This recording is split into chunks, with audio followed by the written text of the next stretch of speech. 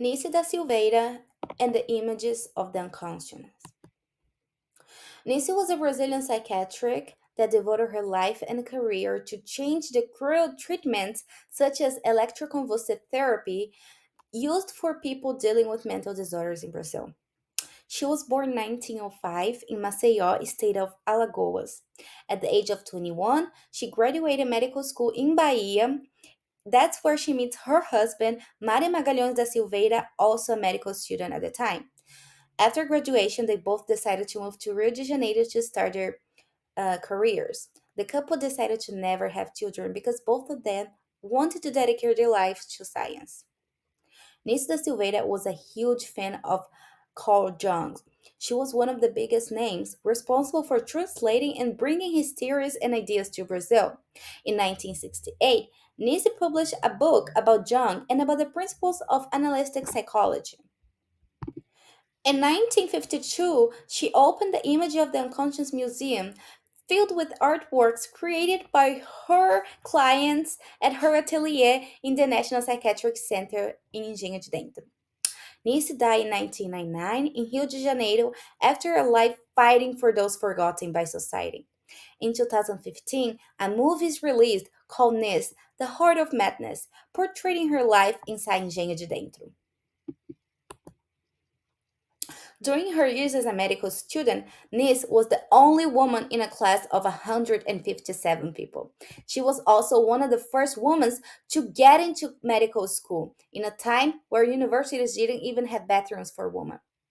In 1936, during Getúlio Vargas' government, Nise was imprisoned after a colleague reported her for having ties with the Communist Party.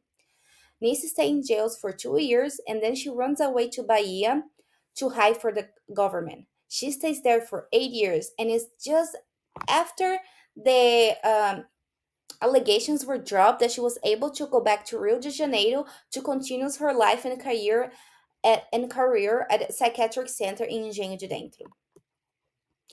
But well, when she comes back, things are so different. The approaches and treatments for mental disorders are others, and treatments such as lobotomy and electroconvulsive therapy are now common in people suffering from disorders such as schizophrenia. That approach for Nice was extremely cruel. It was sadistic and barbaric, and she refused to treat any human beings in that condition. Nice believed that the job of a therapist was to establish a connection between the images from the unconscious and the situation the person is living. That is why she built the atelier. In her words, Nisa says that the atelier is not just about revealing the unconscious mind, but it's also about finding a way to humanize and help her clients deal with their emotions.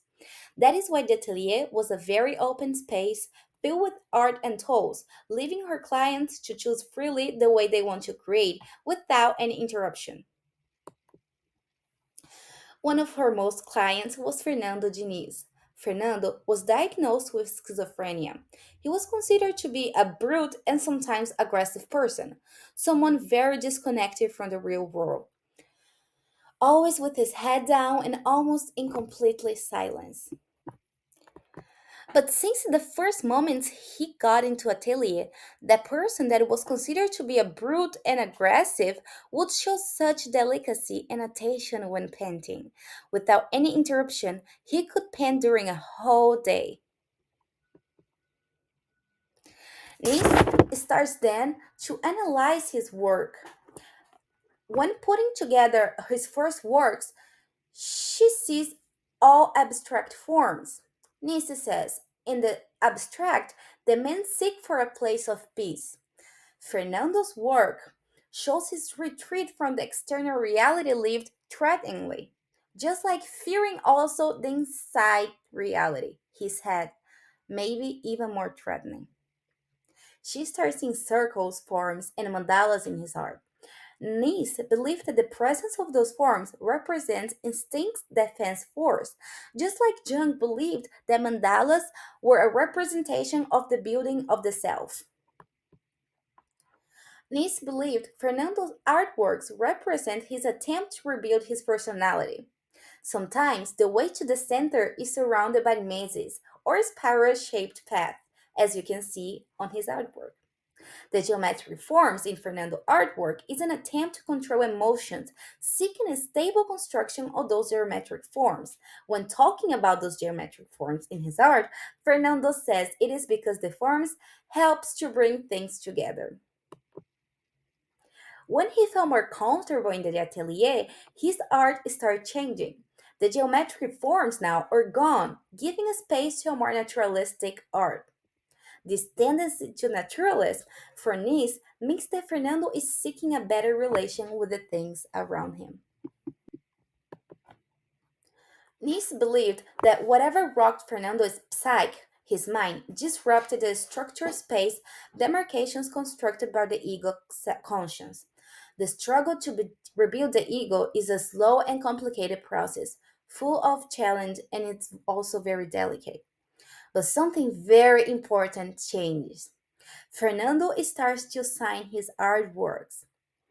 That it's showing the straining of the ego in attempt to master the confusion of his mind. Something so small but also so important, something that lobotomy and electroconvulsive therapy were never able to achieve. Here, Nice could see that really those treatments she was so against of using was in fact a step back on the treatment for mental disorders. Her work for a better treatment did not end there. She achieved many more things, and so did Fernando. His history, though, is filled with important childhood moments, and analyzing that took years. Because of this, Fernando became a huge name in the artistic world, not just in Brazil, but all around the world.